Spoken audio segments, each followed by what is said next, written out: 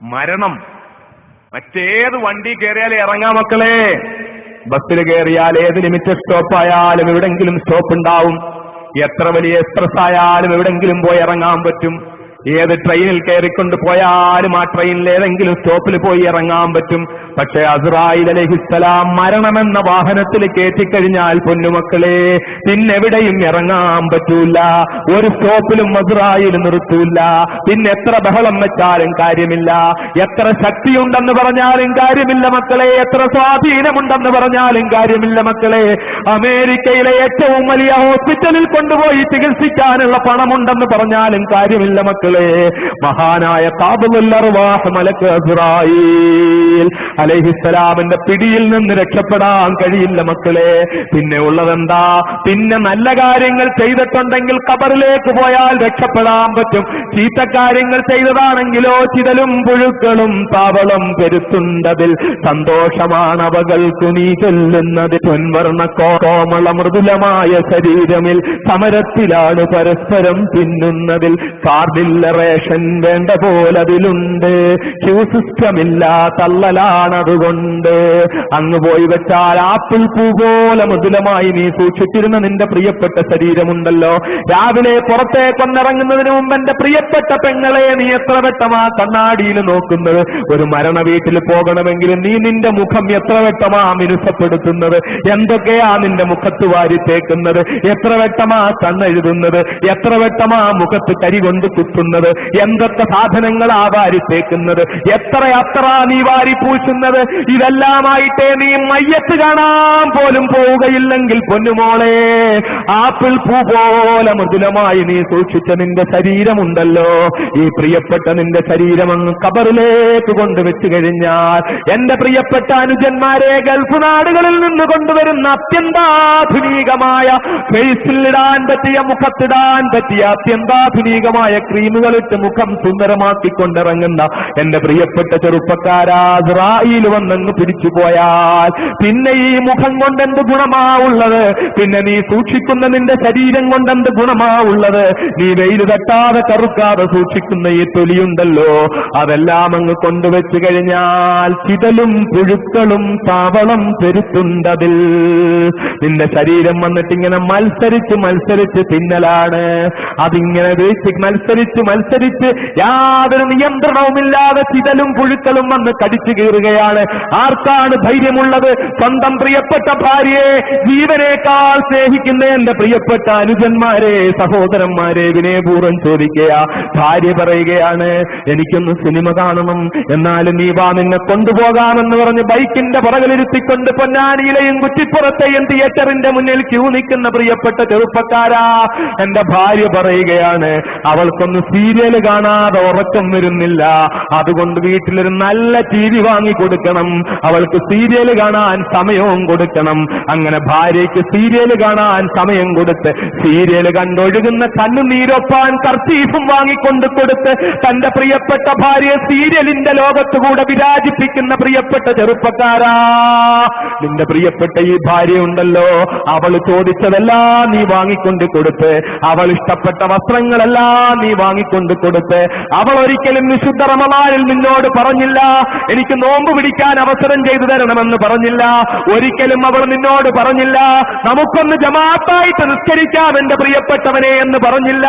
ഒരു ദിവസമെങ്കിൽ സുബഹിക്ക് നിങ്ങളൊന്ന് ഇമാമ് നിൽക്കുമോ? നിങ്ങളൊന്ന് ഖുർആൻ ഓതുന്നത് കേൾക്കാൻ എനിക്ക് ആഗ്രഹമുണ്ടെന്ന് ഇമാമ് നിൽക്കുമോ? എനിക്കും എന്റെ കുഞ്ഞുങ്ങൾക്കും നിങ്ങളുടെ പുറകിൽ നിന്നൊന്ന് നിസ്കരിക്കണമെന്ന് ആഗ്രഹമുണ്ടെന്ന് പറഞ്ഞില്ല. എനിക്ക് വിശുദ്ധ ഖുർആൻ ഒന്ന് പഠിക്കണമെന്ന് പറഞ്ഞില്ല. എനിക്ക് ഖുർആൻ ഓതാൻ അറിയത്തില്ല, ഞാൻ മംഗളം വായിക്കുന്നു, മനോരമ വായിക്കുന്നു, ഞാൻ വനിത വായിക്കുന്നു, നാനാ വായിക്കുന്നു, എല്ലാം വായിക്കുന്നു, പക്ഷേ എനിക്ക് വിശുദ്ധ ഖുർആൻ ഒന്ന് ഓതാൻ അറിയില്ല. അതുകൊണ്ട് എനിക്കൊന്ന് ഖുർആൻ നിങ്ങളൊന്ന് പഠിപ്പിച്ചു തരുമോ എന്ന് ചോദിച്ചില്ല. എനിക്ക് നിങ്ങൾ എന്നെ ഒന്ന് ഹജ്ജിന് കൊണ്ടുപോകുമോ എന്ന് ചോദിച്ചില്ല. നമുക്കൊന്ന് ഹജ്ജിന് പോയിക്കൂടെ എന്ന് ചോദിച്ചില്ല.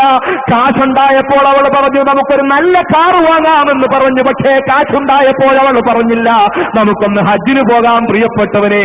നമുക്കൊന്ന് പോകാം, നമുക്ക് റസൂലുള്ളാഹിന്റെ തിരുമുന്നിലൊന്നെത്താം, നമുക്ക് ബീവി ഫാത്തിമയുടെ അടുക്കലൊന്നെത്താം, നമുക്ക് ആയിഷയുടെ തിരുമുന്നിലൊന്നെത്താം, നമുക്ക് ഖദീജയുടെ ഖബറിടത്തിലൊന്ന് പോകാം, നമുക്ക് അല്ലാഹുവിന്റെ പ്രിയപ്പെട്ടവരെ പോയി കാണാമെന്ന് പറഞ്ഞില്ല.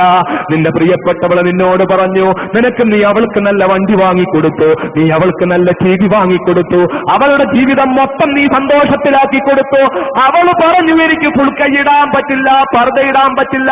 എന്നാ പൊന്നെ വേണ്ട, നീ ഇടണ്ട എന്ന് പറഞ്ഞുകൊണ്ട് വയറ് കാണിച്ചുകൊണ്ട് നടക്കാൻ നീ അനുവാദം കൊടുത്തു, കഴുത്ത് കാണിച്ചുകൊണ്ട് നടക്കാൻ നീ അനുവാദം കൊടുത്തു, തലമറയ്ക്കാതെ നടക്കാൻ നീ അനുവാദം കൊടുത്തു. ടൂ വീലറിന്റെ പുറകിൽ വെച്ച് നീ അവളെയും കൊണ്ട് റോഡ് നീളെ സഞ്ചരിച്ചു. നാട്ടുകാരുടെ മുന്നിൽ നിന്റെ ഭാര്യ സുന്ദരിയാണെന്ന് നീ കാണിച്ചു. അവരിൽ ചിലര് പർദ്ദയിടുമ്പോഴും തലമറയ്ക്കാതെ നടക്കാൻ നീ പ്രോത്സാഹിപ്പിച്ചു. പർദ്ദയിട്ടുകൊണ്ട് സിനിമാ തിയേറ്ററുകളിൽ പോകാനും നീ അനുവദിച്ചു. ഇങ്ങനെയൊക്കെ നീ സൂക്ഷിച്ച നിന്റെ പ്രിയപ്പെട്ട ഭാര്യയുണ്ടല്ലോ, നീ നല്ല നല്ല ഹെയർ ക്രീമുകൾ വാങ്ങിക്കൊടുത്ത ഭാര്യ, നീ നല്ല നല്ല ഫേസ് വാഷുകൾ വാങ്ങിക്കൊടുത്ത ഭാര്യ, നല്ല നല്ല യൗവനം കാത്തു സൂക്ഷിക്കാൻ പറ്റിയ മരുന്നുകൾ വാങ്ങിക്കൊടുത്ത ഭാര്യ.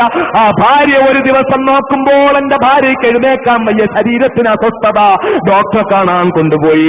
പൊന്നാനിയിലെ ഡോക്ടർ പറഞ്ഞു ഒന്ന് മൗലാനായിൽ കൊണ്ടുപോ, അവിടുത്തെ ഡോക്ടർ പറഞ്ഞു ഒന്ന് മിംസിൽ കൊണ്ടുപോ, അവിടുത്തെ ഡോക്ടർ പറഞ്ഞു ഒന്ന് കിംസിൽ കൊണ്ടുപോ. അവിടെ ചെന്നപ്പോ പറഞ്ഞു ഭാര്യയ്ക്ക് ബ്ലഡ് ക്യാൻസറാ, പെട്ടെന്ന് വെല്ലൂരേക്ക് കൊണ്ടുപോ. വെല്ലൂരേക്ക് കൊണ്ടുപോയി ഒരുപാട് ചികിത്സ നടത്തി. തന്റെ പ്രിയപ്പെട്ട ഭാര്യയുണ്ടല്ലോ, നീ സുന്ദരമായിട്ട് കൊടുത്ത നൈൽ പോളിഷ് കൊണ്ട് സൂക്ഷിച്ചിരുന്ന നഖം സൂക്ഷിച്ചിരുന്ന പ്രിയപ്പെട്ട ഭാര്യ, നീ വാങ്ങിക്കൊടുത്ത സാധനം കൊണ്ട് ചുണ്ടു ചുമപ്പിച്ചിരുന്ന ഭാര്യ, നീ വാങ്ങിക്കൊടുത്ത കൺമഷി കൊണ്ട് കണ്ണ് കറുപ്പിച്ചിരുന്ന ഭാര്യ, നീ കൊടുത്തിരുന്ന വസ്ത്രം കൊണ്ട് ശരീരം മറയാതെ വസ്ത്രം ഉടുക്കൂ എന്ന് വരുത്തിയിരുന്ന ഭാര്യ, അവൾ മാരകമായ രോഗത്തിന് അടിമപ്പെട്ടങ്ങ് മരിച്ചുപോയി. അതല്ലെങ്കിലോ രോഗമൊന്നും വേണ്ട, ഒരു ദിവസം രാവിലെ നീ ചെന്ന് വിളിക്കുമ്പോൾ എഴുന്നേക്കുന്നില്ല, മരിച്ചുപോയി. എന്റെ പ്രിയപ്പെട്ടവനെ, നിന്റെ പ്രിയപ്പെട്ട ഭാര്യയുടെ മയ്യത്ത് കൊണ്ടുപോയി ഖബറിൽ വെച്ചിട്ട് ആ പ്രിയപ്പെട്ട ഭാര്യയുടെ മുന്നിൽ നിന്ന് നീ ഇന്ന് തിരിച്ചു പോന്നിട്ട് നിനക്കുറക്കം വരുന്നില്ല, നിനക്കുറക്കം വരുന്നില്ല. ഉറങ്ങാത്ത രാത്രികൾ 1 കഴിഞ്ഞു, 2 കഴിഞ്ഞു, 3 കഴിഞ്ഞു, 3-4 ദിവസം കഴിഞ്ഞപ്പോൾ നിനക്കൊരാഗ്രഹം, എനിക്കെന്റെ പൊന്നുമോളുടെ പ്രിയപ്പെട്ടവള്, തന്റെ സർവസ്വവുമായിരുന്ന പ്രിയപ്പെട്ടവളുടെ മുഖമൊന്ന് കാണണമ്മ, കണ്ണൊന്ന് കാണണമ്മ, ചുണ്ടൊന്ന് കാണണം. അതൊന്ന് കാണാനുള്ള അദമ്യമായ ആഗ്രഹത്തോട് ആർക്കെങ്കിലും ധൈര്യമുണ്ടോ? പള്ളിക്കാറ്റിലേക്ക് പോകാൻ ധൈര്യമുണ്ടോ? ഖബറിന്റെ പുറത്തുനിന്ന് മണ്ണ് മാറ്റാൻ ധൈര്യമുണ്ടോ?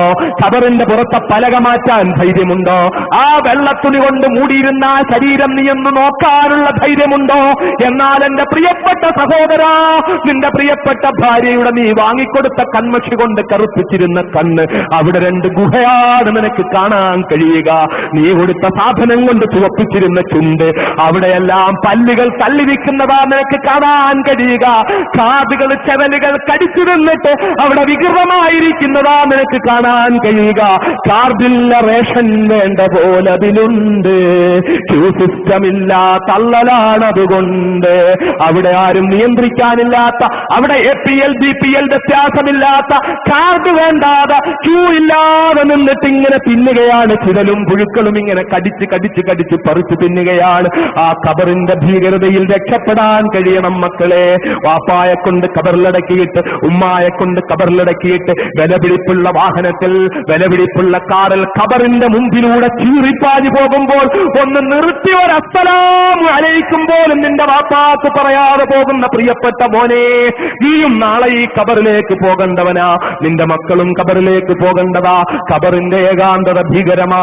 ആ ഭീകരമായ ഖബറിന്റെ ഏകാന്തതയിൽ, ആ ഭീകരമായ ഖബറിന്റെ ഏകാന്തതയിലേക്ക് പോകേണ്ടി വരുമ്പോൾ നിന്നെ രക്ഷിക്കാൻ ഈ സിനിമാ തമ്പുരാക്കന്മാർക്ക് കഴിയില്ല മക്കളെ, നിന്നെ രക്ഷിക്കാൻ ആർക്കും കഴിയില്ല മക്കളെ. അതുകൊണ്ട് നീ അല്ലാഹുവിലേക്ക് അടുത്തുകൊള്ളുക, നീ ഒരൊറച്ച മുസ്ലിമായി ജീവിച്ചുകൊള്ളുക, 5 നേരം നമസ്കരിക്കുക, വ്യഭിചാരത്തിൽ നകന്നു നിൽക്കുക, മദ്യപാനത്തിൽ നകന്നു നിൽക്കുക, പലിശയിൽ നിന്ന് അകന്നു നിൽക്കുക, മയക്കുമരുന്നിൽ നിന്ന് അകന്നു നിൽക്കുക, പാൻപരാഗിൽ നിന്ന് അകന്നു നിൽക്കുക, തെറ്റായ പ്രവർത്തികളിൽ നിന്ന് അകന്നു നിൽക്കുക, ആവശ്യമില്ലാത്ത കുഴപ്പങ്ങൾക്കും വക്കാണങ്ങൾക്കും പോകാതിരിക്കുക, അള്ളാഹുവിന്റെ ഹബീബിനെ ഇഷ്ടപ്പെടുക, ഹബീബിനെ പ്രേമിക്കുക, ഹബീബിനെ കുറിച്ചുള്ള സ്നേഹം നിനക്ക് ലഹരിയാകട്ടെ മോനെ. അങ്ങനെ ആ റസൂലുള്ളാഹിയോടുള്ള പ്രേമം കൊണ്ട് നിറഞ്ഞ ഹൃദയമാകട്ടെ. അങ്ങനെ റസൂലുള്ളാഹി സ്വല്ലല്ലാഹു അലൈഹി വസല്ലം തങ്ങളെ പ്രേമിക്കുമ്പോൾ, അള്ളാഹുവിനെ പ്രേമിക്കുമ്പോൾ, അജബല്ലിൽ മുഹിബ്ബി കൈഫാ യനാമു വകുല്ലു നൗമിൻ അലൽ മുഹിബ്ബി ഹറാമു. അത്ഭുതമായിരിക്കുന്നു. പ്രേമിക്കുന്നവൻ എങ്ങനെയാണ് ഉറങ്ങാൻ കഴിയുക? ഉറക്കമൊഴിയുന്നത് എന്തിനു വേണ്ടിയാകരുത്? 2020 കാണാൻ വേണ്ടിയാകരുത്, പരുന്ത് കാണാൻ വേണ്ടിയാകരുത്. ഉറക്കമൊഴിയുന്നത് നീ നിന്റെ പ്രിയപ്പെട്ട എല്ലാവരെയും കൂട്ടിക്കൊണ്ടുപോയി നീ സിനിമാറ്റിക് ഡാൻസ് കാണാൻ വേണ്ടിയാകരുത്. ഉറക്കമൊഴിയുന്നത് നീ വൃത്തികെട്ട കാര്യത്തിന് വേണ്ടിയാകരുത്. നീ ഉറക്കമൊഴിയുക. എങ്ങനെ ഉറക്കമൊഴിയുക? ജബ്ബല്ലിൽ മുഹിബ്ബി കൈഫായനാമു. ഒരു പ്രേമഭാജനത്തിന് എങ്ങനെയാ ഉറങ്ങാൻ കഴിയുക? എല്ലാ പ്രേമിക്കുന്നവർക്കും ഉറക്കം ഹറാമാണ്. ആരെയാ പ്രേമിക്കേണ്ടത്? ആകാശത്തിന്റെ ഉടമയായ, ഭൂമിയുടെ ഉടമയായ, ആകാശം മുട്ട ഉയർന്നു നിന്ന അമ്പിളിയമ്മാമനോട് തൊട്ടുരുമ്മി നിന്നുകൊണ്ട് മുത്തം കൊടുത്തുകൊണ്ട് അടക്കം പറയുന്ന പർവ്വതങ്ങളുടെ ഉടമയായ, ആ പർവ്വതങ്ങളുടെ അടിവാരത്ത് കൂടി കളകളാരവം മുഴക്കിക്കൊണ്ടൊഴുകുന്ന കൊച്ചു കൊച്ചരുവികളുടെ ഉടമയായ, ആ അരുവികൾ ചെന്ന് വധിക്കുന്ന അലറി വിളിക്കുന്ന സമുദ്രത്തിന്റെ ഉടമയായ, ആ സമുദ്രത്തിന്റെ അടിത്തട്ടിലെ കോടാനുകോടി അത്ഭുതങ്ങളുടെ ഉടമയായ, ഈ ആകാശത്തട്ടിന്റെ അപ്പുറത്തുള്ള എത്രയോ രഹസ്യങ്ങളുടെ സംരക്ഷകനായ മഹാനായ നമ്മുടെ നായകൻ അഷ്റഫുൽ ഖൽഖ് മുഹമ്മദ് മുസ്തഫ സല്ലല്ലാഹു അലൈഹി വസല്ലം തങ്ങൾ നമുക്ക് പരിചയപ്പെടുത്തി തന്ന നമ്മുടെ പടച്ച തമ്പുരാനുണ്ടല്ലോ, ആ അല്ലാഹു റബ്ബുൽ ഇസ്സത്തിനെ പ്രേമിക്കുക. ആ അല്ലാഹുവിനെ നമുക്ക് പരിചയപ്പെടുത്തി തന്ന അഷ്റഫുൽ ഖൽഖിനെയും പ്രേമിക്കുക. അങ്ങനത്തെ പ്രേമികളാവുക, പ്രേമഭാജനങ്ങളാവുക. റസൂലുള്ളാഹി സ്വല്ലല്ലാഹു അലൈഹി വസല്ലം തങ്ങളോട്, അള്ളാഹുവിന്റെയും പ്രവാചകന്റെയും ഇഷ്ടരാവുക. നമ്മൾ അള്ളാഹുവിനും പ്രവാചകനും നമ്മളോട് ഇഷ്ടമുണ്ടാകുന്ന, നമുക്ക് അള്ളാഹുവിനും പ്രവാചകനോടും ഇഷ്ടമുണ്ടാകുന്ന അവസ്ഥ, അതിനുവേണ്ടി പരിശ്രമിക്കുക. അള്ളാഹുവിന് തൗഫീഖ് ചെയ്യുമാറാകട്ടെ. മുസ്ലിമായി ജീവിക്കുക, മുസ്ലിമായി മരിക്കുക. അതിനുവേണ്ടി എന്റെ പ്രിയപ്പെട്ട സഹോദരന്മാർ പരിശ്രമിക്കുക. ഇവിടെ ഈ പാവപ്പെട്ട പെൺകുട്ടികളുടെ വിവാഹം നടത്തി കൊടുക്കാനും, അതുപോലെ വീടില്ലാത്തവർക്ക് വീട് വെച്ചു കൊടുക്കാനും ഒക്കെ സാധാരണ വയല് വെക്കുന്നത് പള്ളിക്ക് വലിയ മുനാരം കെട്ടാൻ വേണ്ടിയാ, അല്ലെങ്കിൽ വലിയ കോളേജ് കെട്ടാൻ വേണ്ടി നമ്മളൊക്കെ വയല് പറയാറുള്ളതാ.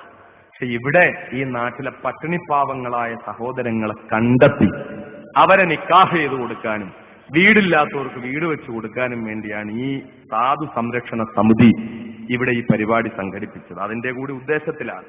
അതിന് നിങ്ങളെല്ലാവരും സഹകരിക്കണം, സഹായിക്കണം. ഞാൻ ഇൻഷാ അല്ലാഹ് ദുആ ചെയ്യാൻ പോവുകയാണ്. اللهم صل على سيدنا محمد وآله وسلم. اللهم صل على سيدنا محمد وآله وسلم.